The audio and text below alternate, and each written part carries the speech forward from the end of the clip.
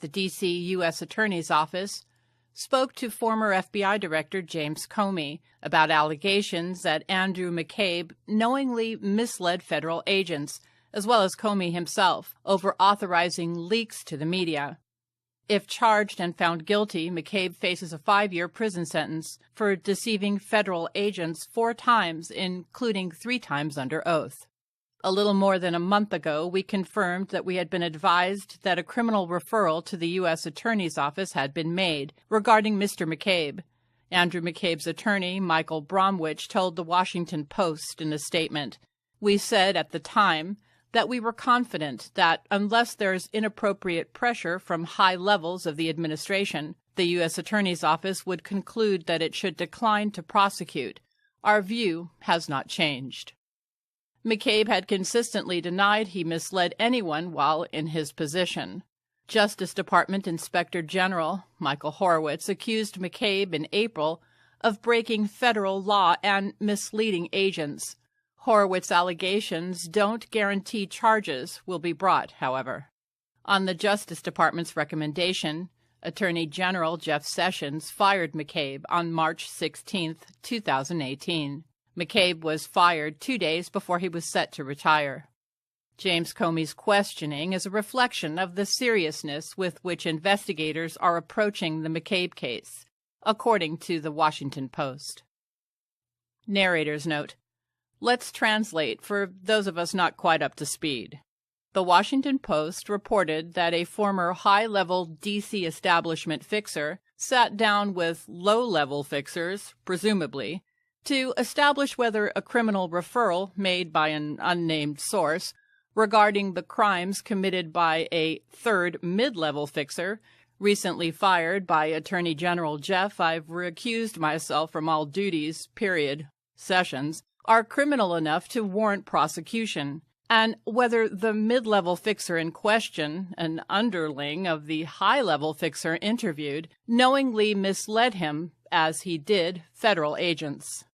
My guess is the interview was a brainstorming session, actually, to formulate a narrative in the event that the canary begins belting out a Rossini aria that will cover a series of buts, the high-level fixers being the most significant in. Earlier today, Fox News obtained this letter to the Deputy Attorney General Rod Rosenstein from a senior Senate Republican questioning whether Rosenstein should recuse himself from the Mueller probe, which is looking at the issue of obstruction and the firing of FBI Director James Comey.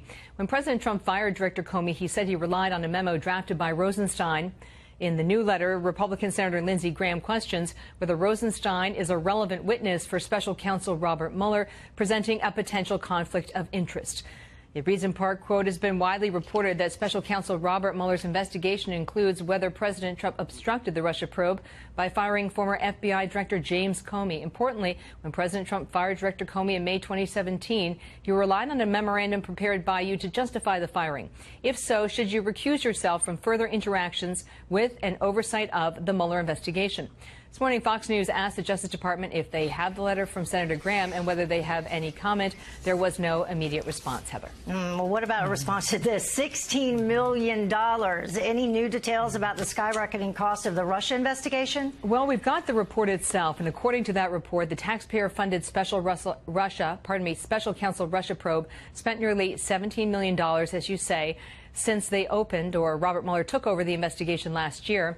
The special counsel offices are headquartered here in Washington, D.C., and according to the Justice Department report, about $10 million has been spent between October and March. That includes $4.5 million spent by Mueller's team and another $5.5 million spent by the Justice Department on other expenditures that are attributable to the investigations. The report reads in part, quote, "The department will continue to dedicate and leverage resources to maintain strong program and financial management controls." That's what the report said, adding management takes its programs and financial accountability seriously and is dedicated to ensuring that funds are used in a responsible and transparent manner. Shortly after the report came out, the president took to Twitter, writing, "The AP has just reported that the Russian hoax investigation has now cost our government over $17 million, actually not quite that much, and going up fast, no collusion except by the Democrats." looking deeper into Andrew McCabe. According to the Washington Post, the U.S. Attorney's Office in Washington has interviewed former FBI Director Jim Comey as part of new efforts to see if former Deputy FBI Director Andrew McCabe lied to federal agents, a crime punishable by a 5-year prison sentence. This comes after DOJ Inspector General Michael Horowitz accused McCabe of misleading Comey and investigators while under oath. Joining me right now to weigh in is Harvard Law Professor Emeritus, former criminal defense attorney for O.J. Simpson, and the author of The Case Against Impeaching Trump, author Alan Dershowitz. Great to see you, Alan. Thanks so much for weighing in this morning. Thank you. Your take on this most recent news with Comey now being interviewed to zero in on McCabe? Well, I think it proves that we never needed an independent counsel or a special counsel. The U.S. Attorney's offices are perfectly capable of dealing with these problems if and when they come up as the result of Inspector General's reports. The big difference is U.S. attorneys don't have targets on the back of people, and they don't have these enormous budgets that are directed at getting particular malefactors. Whereas the special counsel's office, if they don't end up indicting people, particularly people who are targeted, having spent so much money, are regarded as failures. So, again, we're seeing the U.S. Attorney's Office in the Southern District investigating and the District of Columbia investigating. We just don't need special counsel, and they pose great dangers to democracy. And we know that it's costing $17 million since Mueller's appointment. This Russia probe has cost taxpayers nearly $17 million. And you're saying we don't even need this. A lot of people are wondering when this is going to end. But what about where we stand in terms of the investigations into the DOJ and the FBI, Alan? Where are we? We're waiting on this forthcoming IG report to get more information, but that's really going to focus on the Hillary Clinton investigation. Well, I would think the IG should extend the scope of his investigation. I think everybody recognizes the fairness of the IG, and that operates within existing governmental structures. It makes so much more sense to do it within existing structures. Nobody has challenged the IG for any kind of bias. He's not political. He's essentially a civil servant, but although appointed by political figures. And I think we have to create more institutions within government to do these kinds of structures. The special counsel will end up with a whimper, not a bang. He will end up without any indictments of the president or anybody close to the president. He will not be recommending impeachment. What he'll be doing is filing a report, which will then be up to the House. The House could have done it. A special investigative committee, nonpartisan, could have done it.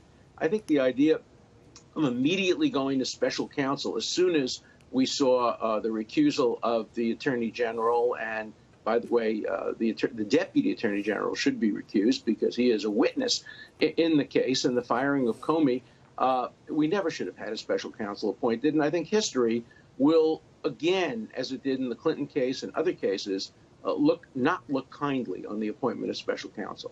Right. So what do you think about this cost? I mean, the DOJ report released yesterday says that the department has spent $17 million on this Russia investigation since this special counsel, Robert Mueller's appointment just last May.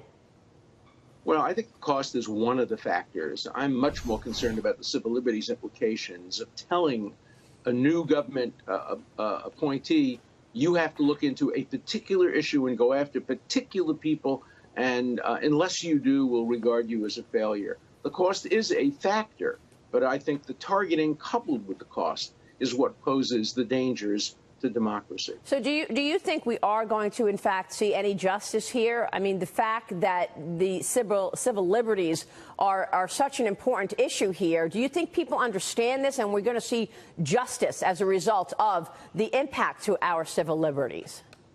I don't. I worry about its impact on justice. I think in the end we'll see a report, and then it will depend on the outcome of the midterm elections. If the Democrats win overwhelmingly the midterm elections, and if they campaign, or some of them campaign, on the issue of let's impeach the president, we will see the impeachment process turned into a completely partisan political process, which it was not intended to be. That's why the framers set out criteria for impeachment, treason, bribery, other high crimes and misdemeanors, and also required 2/3 of the Senate to remove. They didn't want it to be a partisan process that would be determined by the outcome of a midterm election. Right. So well, you're right. I'm worried for our democracy. Well, you're right, because I think a lot of people are saying that if the Democrats do win and take back the House, you're not going to hear another word about these investigations. You're going to see a change at the top of all of these committees, the Intel Committee, the Oversight Committee, Judiciary, and you're not going to hear about the Trump investigation and the Hillary Clinton email investigation any longer.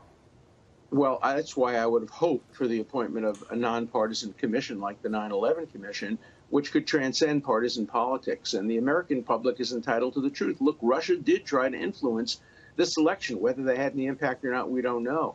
And we should have had a commission making sure this can never happen again. This was not a great election from America's point of view. There were too many issues in which politics and the legal system influenced potentially the outcome of the election. Without pointing fingers in the past, we should be trying to prevent it in the future. And that's what a nonpartisan commission could do. That's what the 9/11 Commission did. But that's not what special counsel do or congressional investigations, which are very partisan in nature. Right, and it's still impacting things, by the way, because they've attached Donald Trump to the meddling that Russia did, which so far, obviously, there's no evidence of any connection. What about the Washington presidential? Go ahead, Alan. Go ahead, no. The Washington presidential pardons. Conservative pundit and filmmaker Dinesh D'Souza has received a presidential pardon after pleading guilty to making illegal campaign contributions in 2014. President Trump, we understand, is also considering absolution for former Illinois Governor Rod Blagojevich and Martha Stewart, both having served jail time. First, let me indicate that I was a consultant both on the Martha Stewart case, and I did consult pro bono very briefly with the lawyer for Denise D'Souza. So I am not an unbiased source. I do think both of those would be warranted. I do think there was a whiff of politics around the selective prosecution of Denise D'Souza because of his extreme confrontational political views, which are very much opposed by many. I think Martha Stewart was a victim of her own legal team. She was not prosecuted for what she was originally investigated for, but for speaking to the U.S. Attorney's Office and saying things that they did not believe were truthful. I think the same thing was true with Scooter Libby, that he fell on his sword and took the blame, and I'm not sure that what he did was perjury. It seems to me he had differences in recollection. So I support several of the president's pardons and commutations. I was involved in the Rubashkin commutation.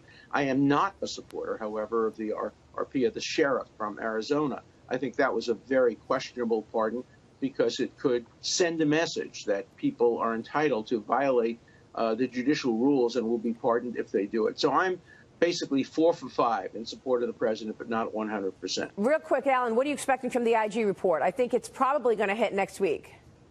I think it's going to be very fair. He has a reputation for fairness and balance and credibility, and I think there are a few people who should be very concerned about what the implications of a fair and objective investigation are going to be. But again, it sends a message. We don't need special counsel. We have in place the right procedures, U.S. Attorney's Office, investigations by the IG.